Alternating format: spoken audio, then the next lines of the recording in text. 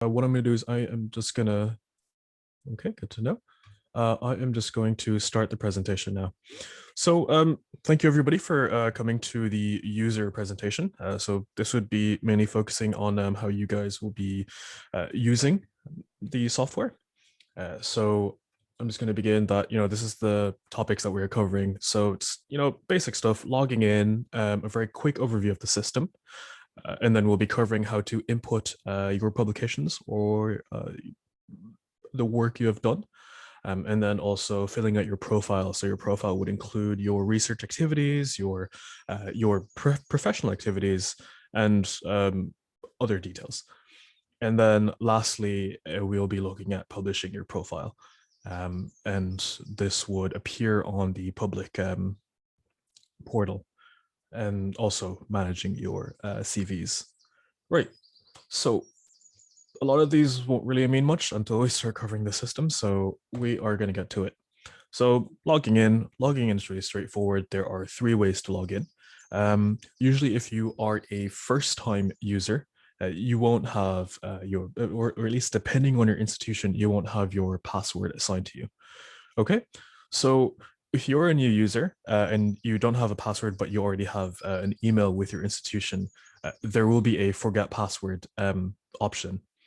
What that would do is that would send a new password or prompt you to enter a new password, and you can save, and then you should be able to log in.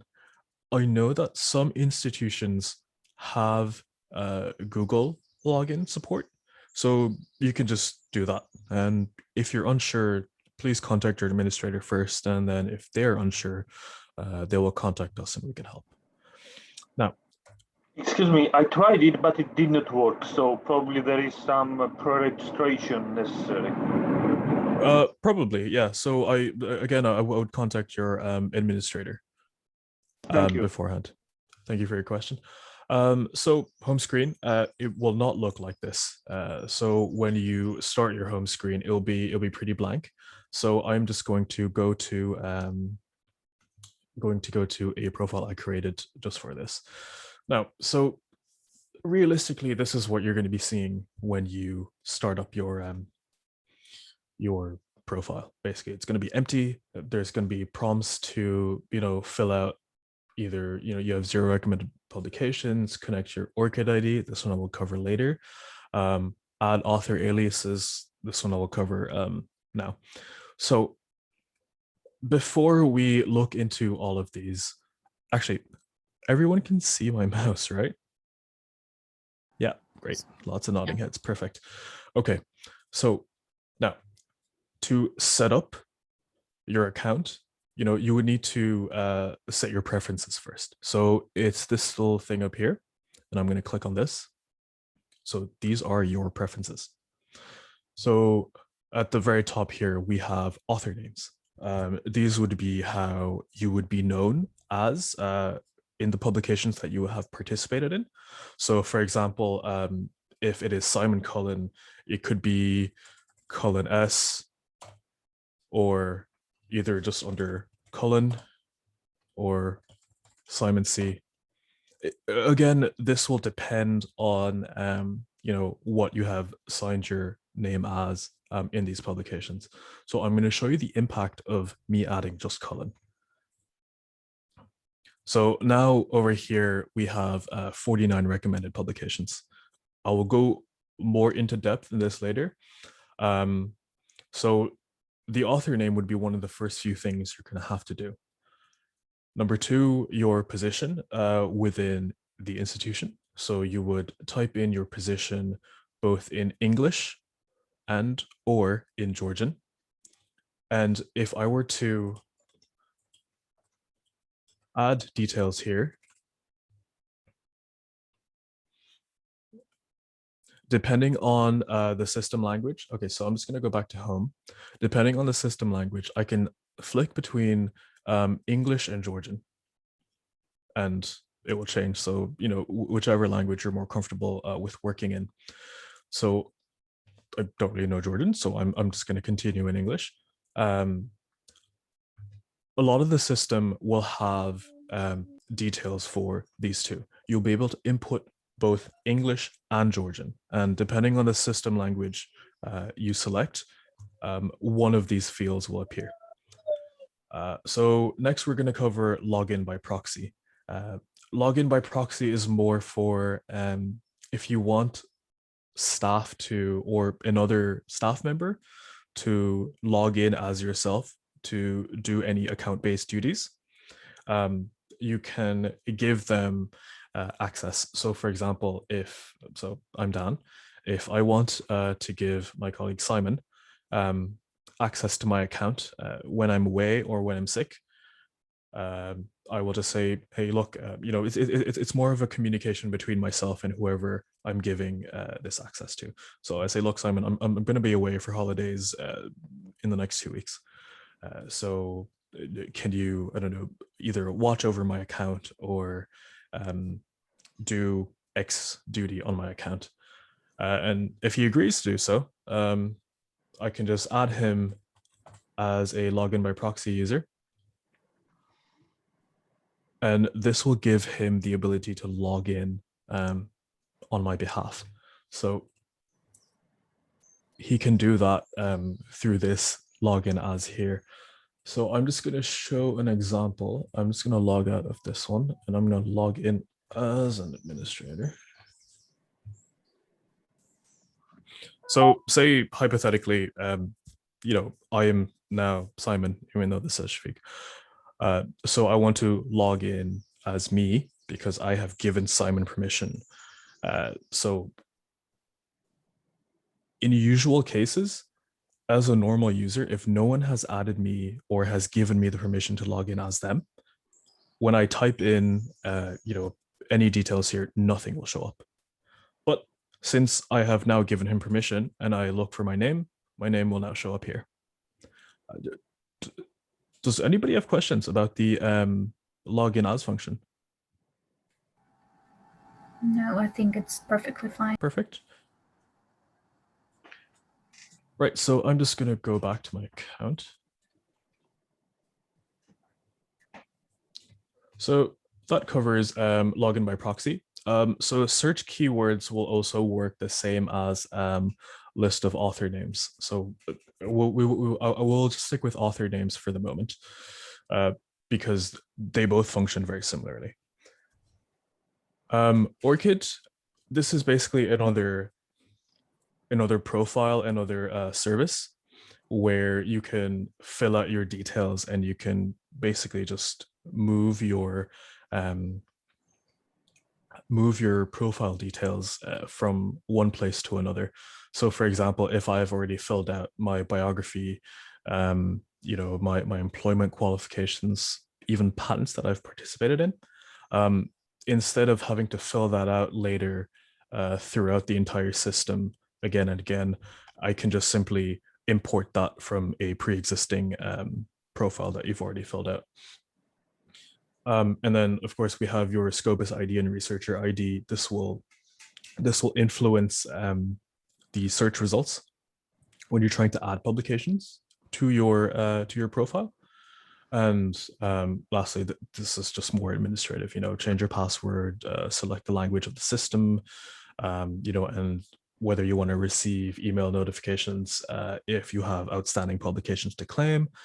And also, this one isn't really used for the for Georgia, but this is just something that is left in the system as part of the standard implementation.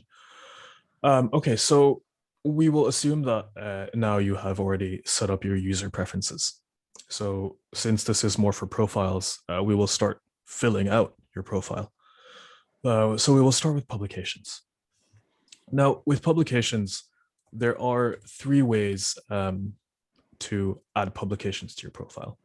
So currently, you can claim publications from a recommended list that will be influenced by your author name.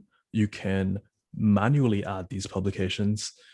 So, if when you put in Cullen and, it doesn't show up in that list, you can manually add it yourself. And lastly, we have a search function, which I will also show. Hold on. please increase. Okay. Let me just see. Is this better, Tinatin? Yes, thank you. Okay, no problem. Sorry, Mr. Question there. I'll keep an eye on that. Okay, so we will go to publications. Now, over here, we just have my publications. So these are stuff that has already been added into the system. So what I will do is I will touch on claim publications. So over here, we can see that a lot of these are recommended to the user to add to their profile. And these are recommended to the user because earlier we filled in the list of author names. So since I put in Cullen, it will recommend publications to me with Cullen. Obviously, this is not me, but it will recommend to you, and you can either be like, okay, sure, this is me, and I can click on claim, or you can say, no, this isn't me, and I will reject. If you claim, this will go into the claim publication section, and it will be added to your list of publications. So over here, we also have, your tools where you can either select all if in the unlikely event that everything that comes up here is relevant to you, or you can tick multiple ones that do, so you don't have to claim and refresh the page every single time, or you can also reject the publications that you see. So next we will cover the create new publication. So if it doesn't appear on the list and you wish to manually add it yourself, you must key in the details of the publication you initially wish to add. So I'm going to go to create new publication. And what it will do is you will have to put in a title and a year, or you can put in the DOI. That one's optional. So I'm just going to click test here, say 2021. What it will do is it will search through the system currently. And oh, sorry, someone has a question. Yep. I do have a question, actually. Would the publications be offered based on the ORCID provided and not just, I mean, in addition to the list of author names, would they be offered based on the ORCID? Yes. ORCID imports would be different. So the current list that you see here when you try and claim a publication is separate from ORCID. This one takes from a list from PubMed, Scopus, Web of Science, but these will differ between the configurations per institution, because I know that some institutions don't have licenses for certain sources. Okay, I see. Thank you. ORCID is just a source that you directly import from and add straight into VIDATUM Academic, whereas these are just sources that recommend publications to you, if that makes sense. Yes, thank you. One question, if I can also. Sorry, if you don't mind, I will just quickly ask the person that has their hand up with what their question was. Sorry, I don't want to skip over them. Yeah, thank you very much. Hopefully you can hear my voice. My question is kind of quite general. I wanted to see the main purpose. Why do I even have to create my profile at this VIDATUM profile website? What does it, how does it benefit me or to all of us? And we have, let's say, different profiles in ORCID or in Scopus, or there are different platforms. And why do we need now one more in addition? How does it contribute to us? Nino, do you actually want to answer this? Because I mean, Actually, it was negotiated from the very beginning of this SOT, so we could not change anything. I'm also received this SOT after Marina Chitashvili left. I am not the designer of this soft, and this soft has these issues were negotiated before this platform started to work. Okay, yeah, that answers to the question, like why this platform and not, let's say, anything else in potential. But yeah, my main question is, for the moment, I do not have a profile at this website. I'm sorry, no, it's a problem of the university you are presenting. If the guys who are on the list of the university that is provided by the administrators of the universities, and they have to be added without any problem. But at this moment, the platform is not fully functioning. It functions on 12 instances in 12 universities, but they are not interconnected yet because of delays for different reasons.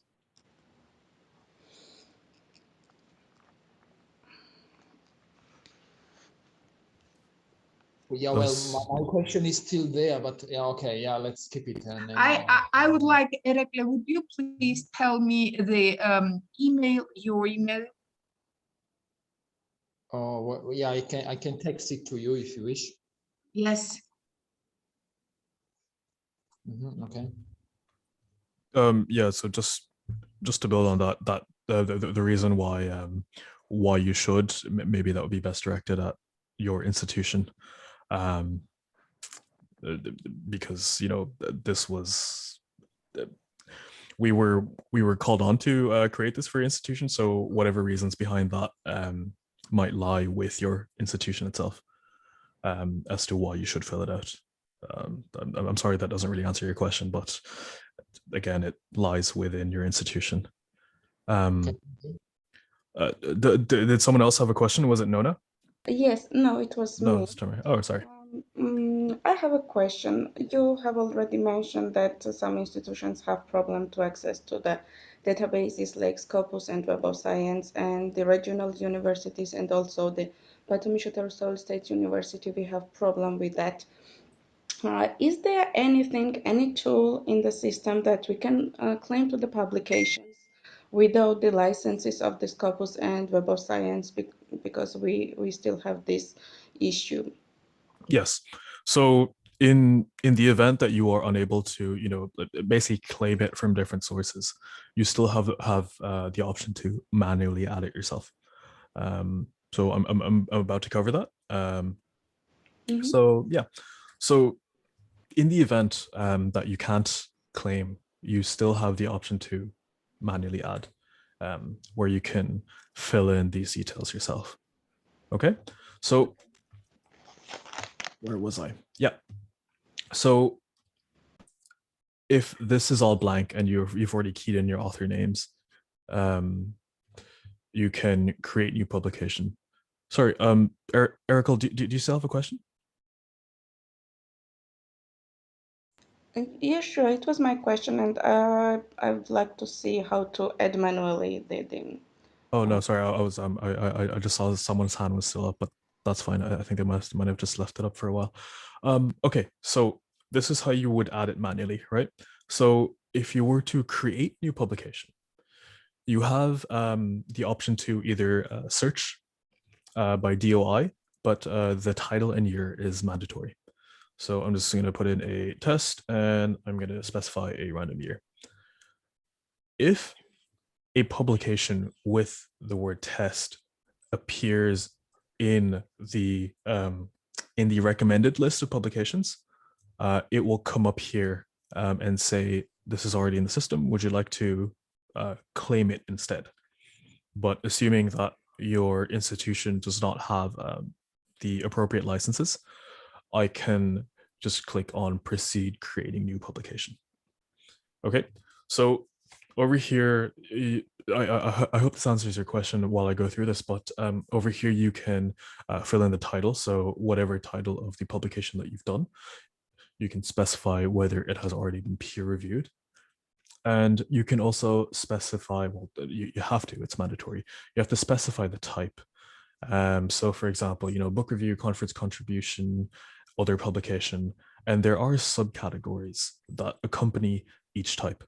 So not for all of them. Let me just double check to see here if it's a book, chapter, no, other publication. So if you say other publication, there is a very long list of ways to classify the publication or work that you've done. So, policy contribution, hardware, computer program, the list goes on for a while.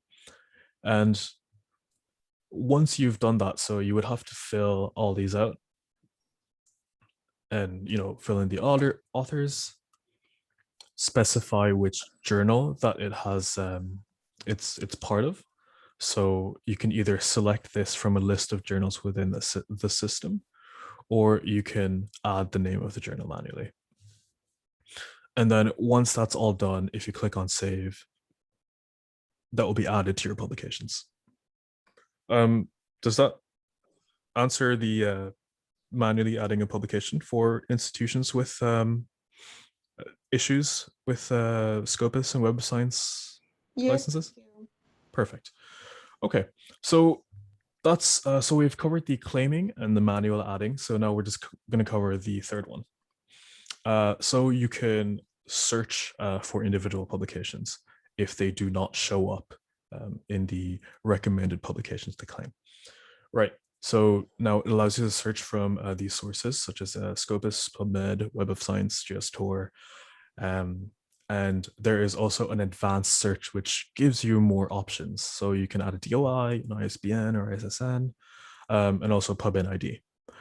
Again, these will differ between institution to institution based on the licenses they have. So if you do not have these, then maybe these will not be available to yourself. So I'm just going to search here. Hold on, I'm just going to get another one.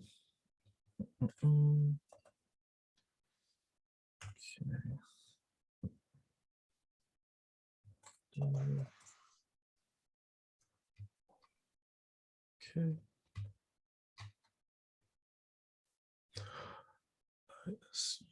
Perfect. Now I'm just going to the current environment that I'm on does not have certain licenses. So a lot of the searches will show up blank. So what I've done is I've gone to another environment here, and I'm just going to zoom in again. So if I were to do a search, this would be what I will see. And I can search based on these parameters here. So, I can select the sources such as, Scopus, for example, and I can also search by keyword again, ISBN, ISSN, so on and so forth, whatever that will help narrow down picking out the type of publication you want to add. And if I click on search, what I will see is this. And from here, you can see that, it's pulling my search results from these sources because we have or this configuration has the licenses for these. So if I look into this and say this looks familiar, I will click on view publication, so open in another window, and then I can assess whether this is mine or not. And if I think that it is mine, I can click on claim publication, which is this button here, and then it will get added into my profile, into my list of my publications. Okay, so that briefly covers how to add publications to your profile. Do we have any questions about how to do so, or any questions about sources before I wrap it up with, deduplicating publications? I'm sorry, when some reasons I will remove some publications from this list, I have possibility? Yes, you do. Yes. May I answer also? Are თუ მოხსნის შესაძლებლობა გაქვთ, თქვენ შეიძლება რაღაც პუბლიკაციები, როდესაც საბოლოო CV-ს გამოაქვეყნებთ, დამალოთ კიდეც ბატონო იური, ასე რომ ესეც არაა პრობლემა. Thank you, Nina. Yeah, so again, if say you've added something into your list of publications, right? And if it was a mistake, or if there has been a mistake in adding them, you can always click on the remove button. And that will remove it from your list of publications. I hope that helps. Okay, so when you are adding multiple publications to your profile, hypothetically, it is possible to accidentally add publications of the same type multiple times. So you can add duplicates. And we have a feature in the system to help maintain your list of publications. Now, in order to do so, let's assume that we have 4 duplicate publications in the system. So we have to set one publication as the master. So all these publications will be basically brought into the master publication. So if I set one as the master, the other 3 will be merged into the master, if that makes sense. And then, when that's successful, you will only have one publication at the end. So just a quick demonstration. There's only 2 in the system at the moment, as far as I'm aware. So I'm just going to double check.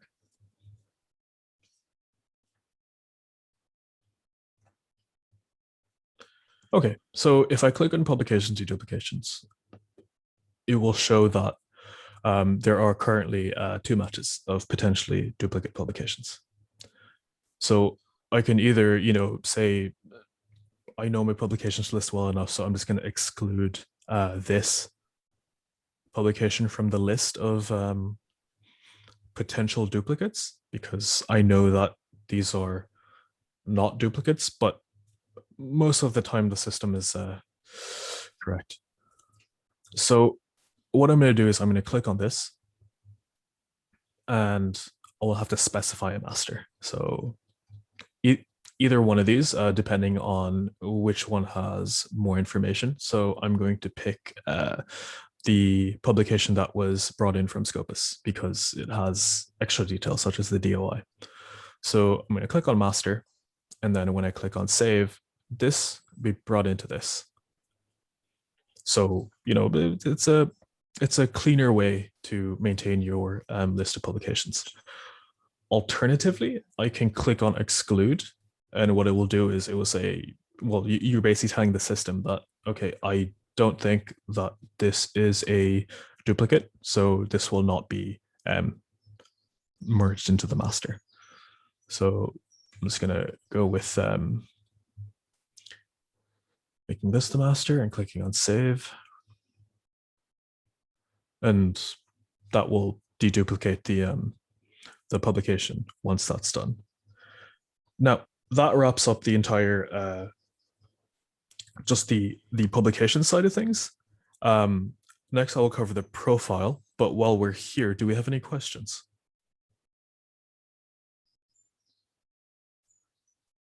Okay, good, perfect. Right, so now I'm just going to touch on the tool side of things. So far we have added publications, right? These will show up here in your this is what you will see before you push your profile into onto the public portal. Okay, so I think I have it open somewhere here. That's all good. So how this works is whatever you fill in from your profile, and when you publish, it will get brought into the public research page where it will be displayed. So for example, earlier on, we've added publications to this profile. So it will appear here. But again, I will cover that later on in the presentation. Now, so we are going to move on to profiles. So here you'll be filling out details about yourself. So, your contact information, biography, profile picture, and also the professional details. So I'm just going to skip over these on the slide and go through the site with you. So earlier in the slide, we saw that that looks like a more professional, well filled out page. Oh, yeah, we have a question. Yes, may I ask you about organization? If we belong to two organizations, for example, TSU and other university, how it works with this? Is it connected to I must be from the specific organization, or how it works when you belong to different organizations? Okay, I'm actually not sure about how if you belong to two organizations at the same time, how that would show up. Whether you have to whether you have your profile on two different instances of VIDATUM Academic. But there is a way to how do I put this? There is a way to bring your details over from one side to another, and we can do that for you. So that would save you time. But as far as VIDATUM Academic is concerned, chances are you may exist on two different instances. Though I will make a note of this question, and I will get back to you on that. I think Tia asked a different kind of question. She asked if the publication is authored from the people from different organization. Would she have to would she be shown the option to deduplicate the publication? I think the question was that, right? No, actually, this question is also interesting, but my question was different. I am interested, for example, I am researcher at Ivane Javahishvili Institute of History and Ethnology. At the same time, I'm the associated professor of JIPA or whatever.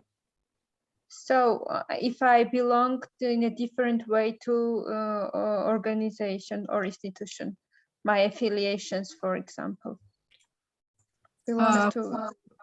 Your research goes to both institutions, as I understand. But in general, EMIS and finally have to set it like one person with two different instances. It's also possible. But at this moment, this information should go to the institution you are presented here by which. Okay, if you are a researcher, if you are holding your position with Tbilisi State University, with the institute that is in the frames of Tbilisi State University, you are receiving money from the budget in that instance, as I understand. But another, your institutional affiliation with another university, it means more teaching than research. Okay, my question was regarding this profile, how to use or how to represent our affiliations if we belong to organizations. At this moment, you have to be okay, I understand. Institution. Okay, thank you. Okay, thank you for your question. I'm just gonna double check anyways, and I will look into that question because that's a good question. I think Nona also posed a good question where if the publications is part of two different institutions, that actually should be fine. That will be covered. That will be contained in the details when it is imported from the different sources. So you can have let me just see here. So for example, from here, it will import data across three different across multiple sources that your institution has a license for, and they will have all the details included, even if it's across different institutions. So just for your question, Tia, that what happens is this is the portal here, okay? And if I click on researchers and I specify the institution or whatever, what happens is you will appear, your profile will come up twice, basically. One with the affiliation of one institution and another one with the second institution. Does that make sense? Great. Okay, perfect. Right. So back to profiles. So over here, you'll be, you can see that from what we've done earlier with the preferences, we have filled out our position and specified our structural units and subunits. Now, remember that we filled out another field in Georgian. So since I can't type in Georgian, I just put in test Georgian. So if this is switched to Georgian, you will see the Georgian text instead. And then, next you'll be filling out details like your biography. So it's a little quip on, what you're all about. And this will also appear on the portal. So let me just look for one that's already filled out. So now this is in English. And if I were to switch to Georgian, you would see, Georgian details. But the portal is currently still being worked on at the moment, but that is the plan to get sorted. Okay, so now we filled out biography, and then now we just add a profile photo.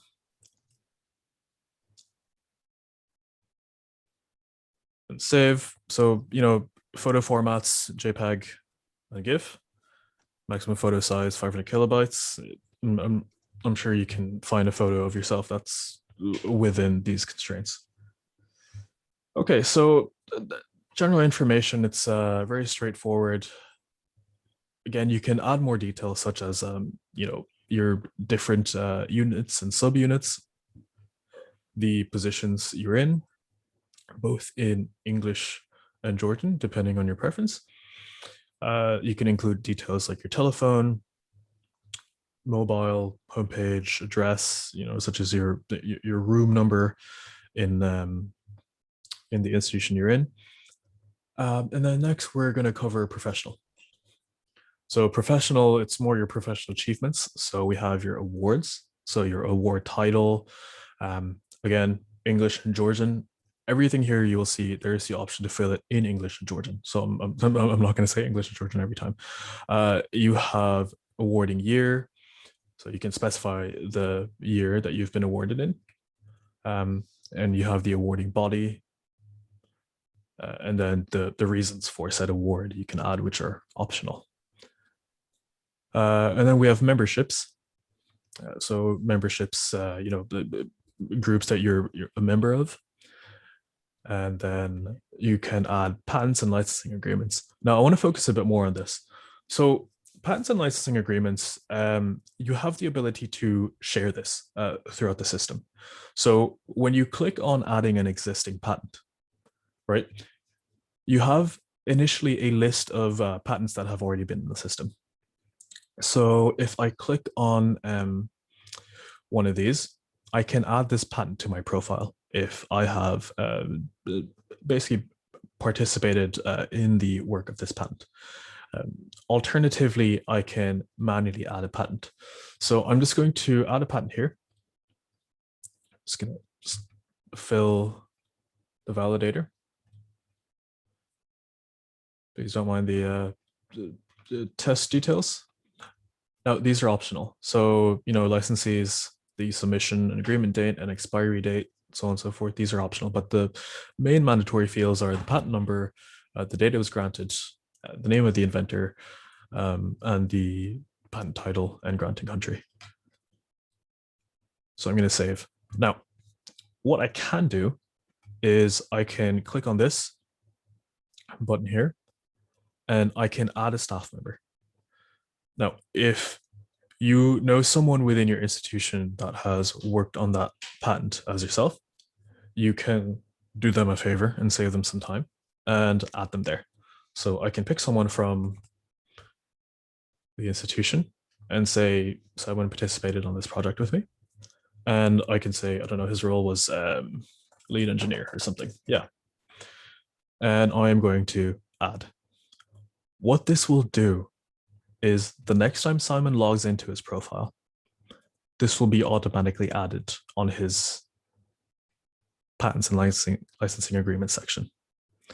Now, how it would look is it would be the same as I have added a patent and licensing agreement from the pre-existing list of patents. So I'm just going to go back. Okay, so say for example, someone added, Nino added me as part of her patent. So this will automatically appear on my profile, and it will be view only because Nino is the owner of that entry. So I can't make any changes, but I can remove it from my profile if just don't want to. And that would cover the patents and licensing agreements. It's just a bit different compared to the other details in the system. And would you like to do that way? I can add you on my profile. Sorry? I can do that in real time. I just that would be perfect if you could. Yeah. Okay. In a second, I'll go to my profile and I will add.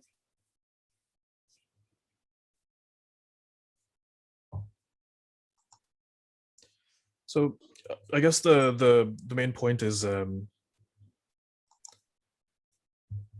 on.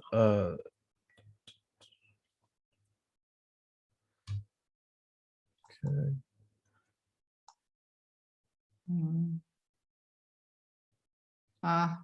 I here are a lot of patents. Yeah, just pick any and assign myself to it.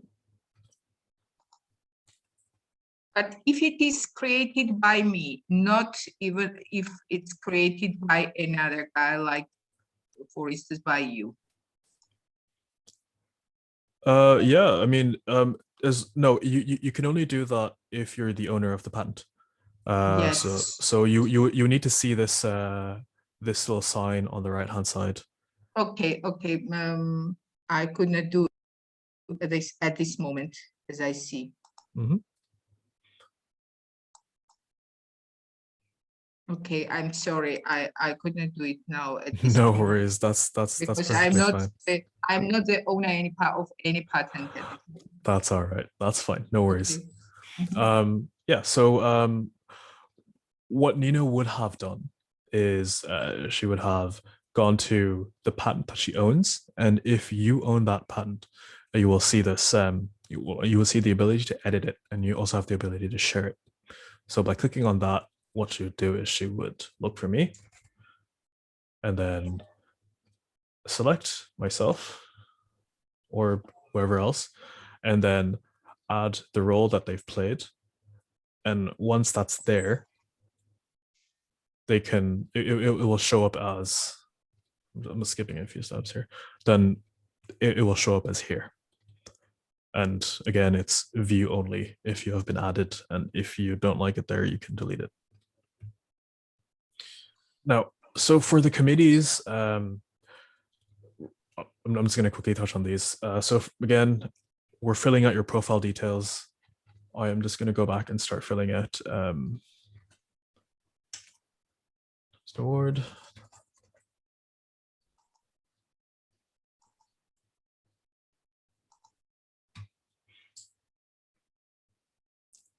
So we have committees. So again, type of committees you've participated in, external or internal, and then the committee name, both in English and Georgian. We have employment. So employer, your position from a certain date, and if applicable, to a certain date. And then we have your education.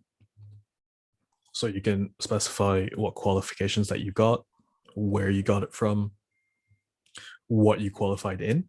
So this is more for, say, for example, master's or I don't know, your PhD, or if you just have a bachelor's. And then you have your languages. So you can specify what language there is. There's something like 100+ languages here, so I'm sure it should cover most.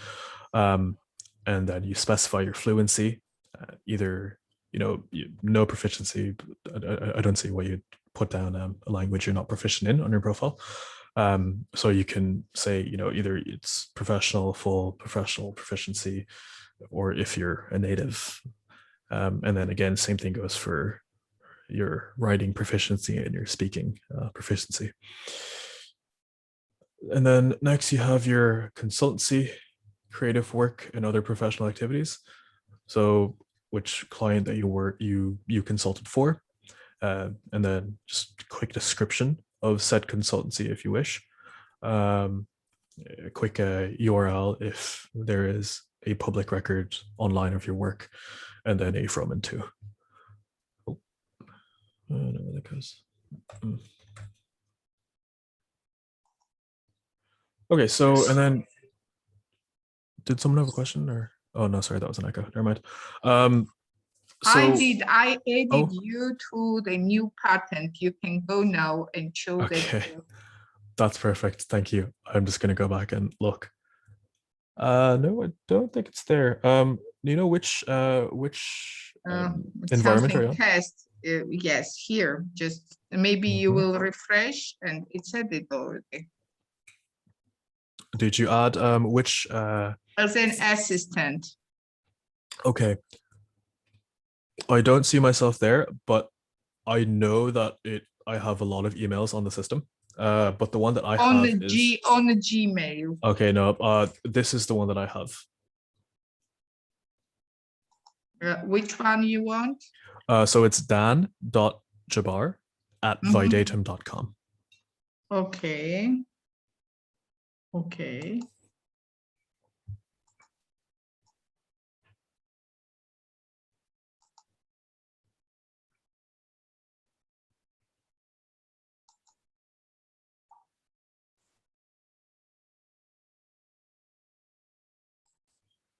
Okay, I've done. Okay.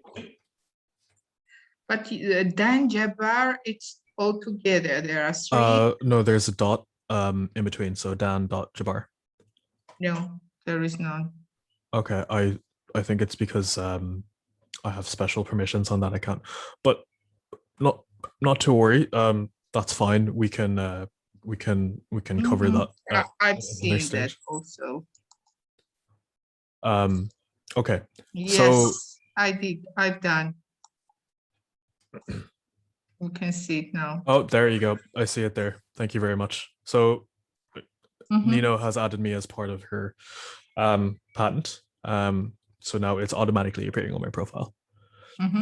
Thank you, Nino. But you can permit it to, you will take it or you will refuse that. Correct. So it's if you were to add me as part of your patent, right? That would automatically show up on my profile in VIDATUM Academic, but it will not show up on my public profile unless I publish these changes. Does that make sense? Okay. So basically, if someone adds someone as part of their patent and it's either unintentional or it's something that they do not want, what would happen is,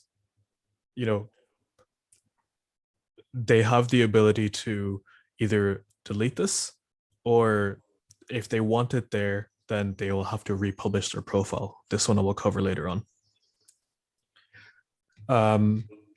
Yeah, so as we were going through the other bits, it's just adding more details about your professional activities to your profile, and that's just professional. So we're just gonna quickly blast through the other two. So teaching interests, it's like biography. You're just adding, what interests you with teaching. I'm just going to create another one because we have a fully populated profile.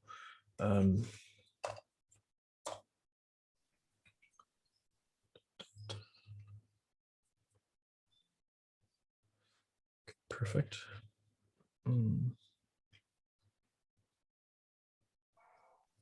Yep. Okay. So, you'd be adding your teaching interests, and then you would have your details such as the programs or modules that you have coordinated. So you would add the term or year that you've done this in. This is a text field, so you could just say, I don't know, 2021 semester 2, or however you want to do it. The program module or name. And then the role. So it's currently set to either you're teaching this or you're coordinating this. And then these are the optional fields, such as, again, the program or module title, the subject, and, you have the ability to do it again in Georgian. And then lastly, you can add students you have supervised. So you can say when you supervise them, obviously name, what institution you've done this in. So if you have done this in other schools prior to participating in this institution, you have the option to do so. And then the degree and thesis title. You can also select if you're the primary supervisor of said student. And lastly, we have a research overview. Now, for research interests, same thing like biography. If you want to fill it out, just say I'm interested in such and such research. You have the ability to do it in both English and Georgian. The research projects, this would work the same as the patents we covered earlier. So if you have a colleague within your institution that has participated in a research project or has done a research project and that you have participated in, you have the ability to add yourself as part of that. So, you can either search, you can search by project ID, which is this column here. And within the project ID, you can select whatever it is that you've done. So over here, we see actions. And if I click on this, I can add myself to that project. So I can specify the role. So I don't know. You could say that you're a PI, and you can add that role in Georgian also. And what that would do is that would add yourself to that project as a PI. And over here, we can see these details, but we can't change. It's read only because from what I can see here, Nino is the owner of that entry. This works the exact same as the patents we covered earlier. So if Nino wants to add me, she can do so. And if I don't want her adding me, I can just delete this. So alternatively, I can also add the project if that is not in the system. So I can add the project and I can say, this is the project ID and, this is the title. And this is my role. I'm a PI. And then you can specify the funding body. You can specify quick description, project dates, when did it start, when did it end, and then lastly, you can save. And again, stressing this, exact same as the patents. I can add someone else to that project. So I can say, Simon participated in this, and their role was, we'll just pick lead engineer again because it's there. And I'm going to click on add. Now, how this would appear be the same as the patents, that for me, it will be read only, and I can remove it from my profile if I wish. And then we're just gonna breeze through the last two and we're gonna take a break because I see it's already on the hour. So last two here, contract researchers, researcher name, the project title, start date, end date, funding body, description, both languages, and the research collaborators. So, people that have collaborated with us on certain research. Same deal, you can specify the company both in English and Georgian and their role, and a quick description. That concludes the profile side of things. What we're going to do after this break is I'm going to bring up a profile that's been fully filled out, and then we're just going to very quickly skim through the details that they have added, and then we're going to show how this will relate to the Georgian portal. Okay, do we have any questions at all before we go on our break? I'm happy to go over things, or if you want to save your questions for later, that's perfectly fine too. No? Okay. Wonderful. Nino,